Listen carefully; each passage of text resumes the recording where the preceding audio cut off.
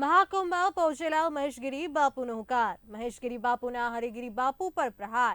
તેમણે જણાવ્યું કે કુંભ કોઈના બાપનો નથી, અધર્મના નાશ માટે લગાવી ડૂબકી, મહેશગીરીનું કહેવું છે।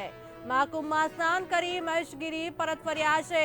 ત્રિવેણી સંગમનું પવિત્ર જળ લઈને જૂનાગઢ રવાના થયા છે। ગિરનારનું શુદ્ધિકરણ કરવા જળનો ઉપયોગ કરાશે, મહેશગીરીનું કહેવું છે।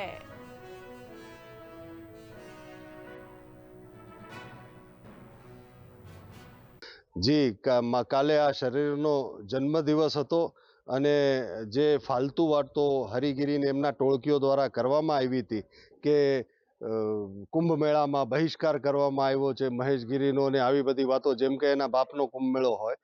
તો નાના શહેરોમાં શું હોય છે કે લોકો બહુ સમજી ન શકે આવી બધી વાતોને, એટલે એના જવાબમાં બહુ લાગણી અને માગણી ઉઠી કે કુંભ મેળામાં જવું જોઈએ। પણ મારી યજ્ઞના લીધે બહુ કપરાઈ પરિસ્થિતિ હતી, દેવતાઓની આજ્ઞા લેવી, પછી બ્રાહ્મણોની આજ્ઞા લેવી, પણ કુદરતને કરવું ને મને આજ્ઞાઓ મળી ગઈ એટલે કાલે તરત જ ચાર્ટર ફ્લાઇટ કરીને પ્રયાગરાજ ગયો।